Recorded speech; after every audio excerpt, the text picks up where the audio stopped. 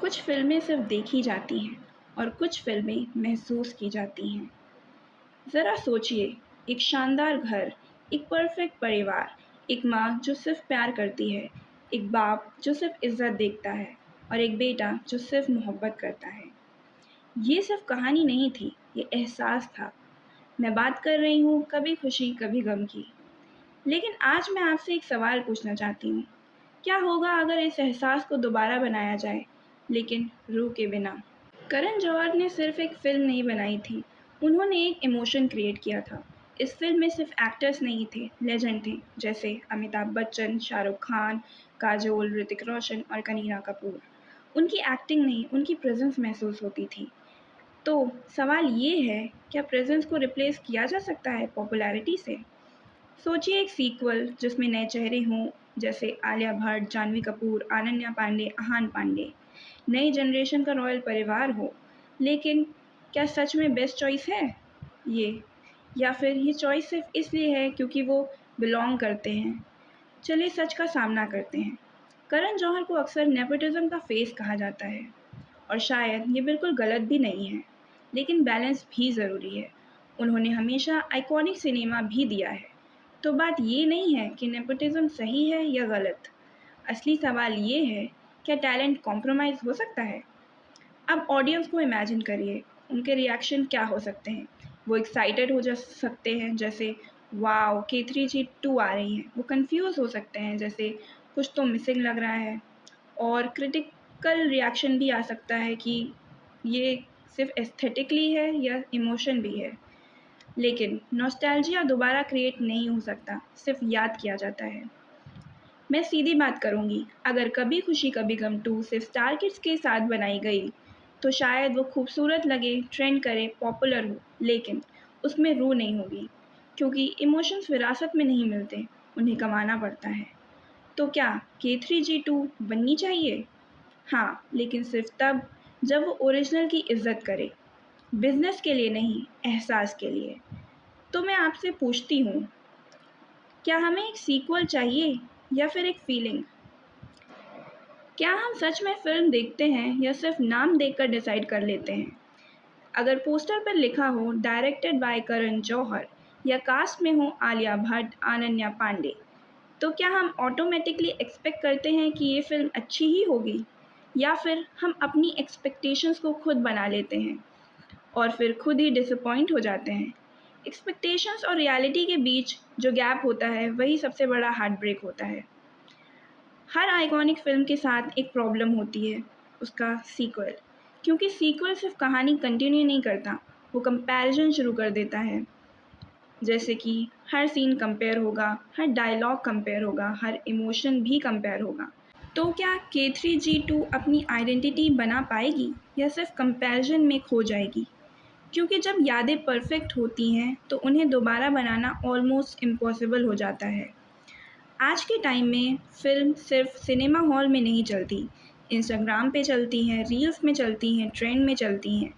तो क्या K3G2 एक फ़िल्म होगी या एक एस्थेटिक पैकेज? खूबसूरत frame, slow motion shot, designer outfit, लेकिन क्या दिल को टच करेगी? क्योंकि सोशल मीडिया लाइक्स और रियल इमोशंस दोनों अलग चीज़ें हैं। अब मैं आपसे एक और सवाल पूछना चाहती हूँ, गलती सिर्फ फ़िल्म मेकर की होती है या ऑडियंस की भी? हम क्या देखते हैं, किसको सपोर्ट करते हैं, किसको इग्नोर करते हैं, वही इंडस्ट्री को शेप देता है। तो अगर हम सिर्फ नाम देखकर फ़िल्म देखेंगे, तो क्या हम खुद सिस्टम का पार्ट नहीं बन जाते? मैं ये नहीं कह रही कि नए एक्टर बुरे हैं, हर जनरेशन अपनी जगह होती है। लेकिन उन्हें कंपेयर करना या उन्हें फ़ोर्सफुली रिप्लेस करना शायद गलत है। हर कहानी को अपनी जगह छोड़ देना भी एक रिस्पेक्ट होता है। तो आज की बात का कंक्लूजन सिंपल है, ये ना सिर्फ K3G के बारे में है, ना सिर्फ करण जौहर के बारे में। ये बात है सिनेमा की रूह की। क्या हम फिल्म्स बना रहे हैं या सिर्फ कंटेंट? तो मैं फिर पूछती हूँ, क्या हमें कभी खुशी कभी गम 2 चाहिए या फिर वो एहसास जो कभी रिप्लेस नहीं हो सकता?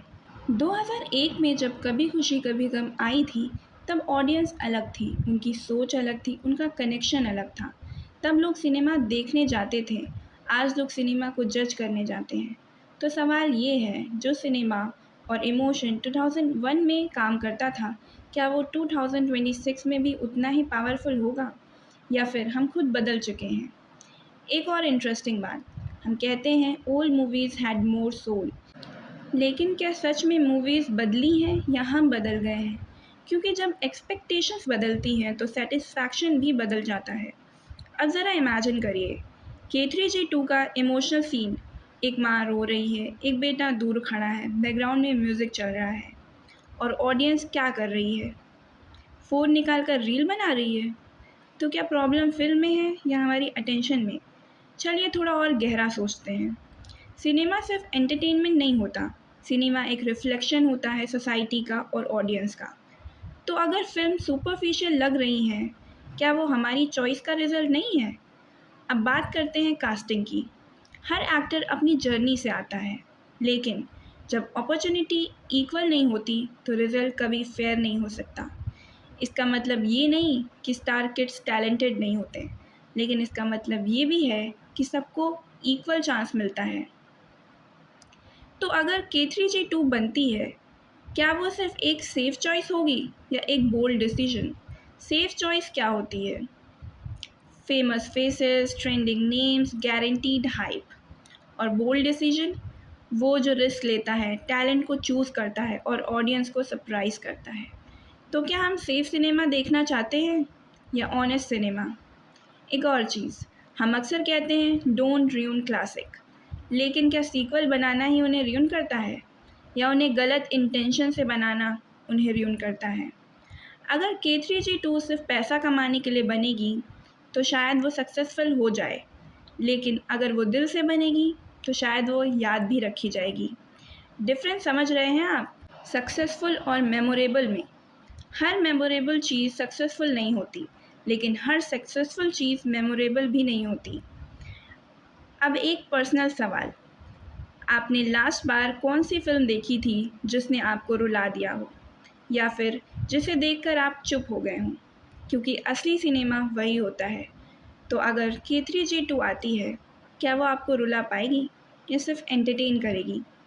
एंटरटेनमेंट टेम्परेरी होता है, इमोशन परमानेंट होता है।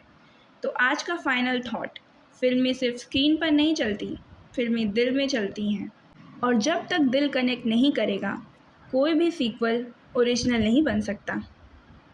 मैं आपसे एक सीधा सवाल पूछना चाहती हूँ।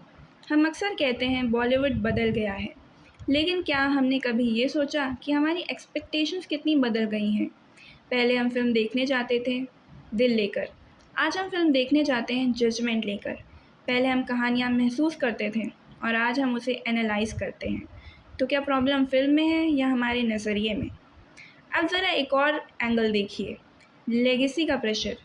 जब भी नई फिल्म आती है, उस पर सिर्फ एक्सपेक्टेशंस नहीं होती, उस पर कंपैरिजन का बोझ होता है।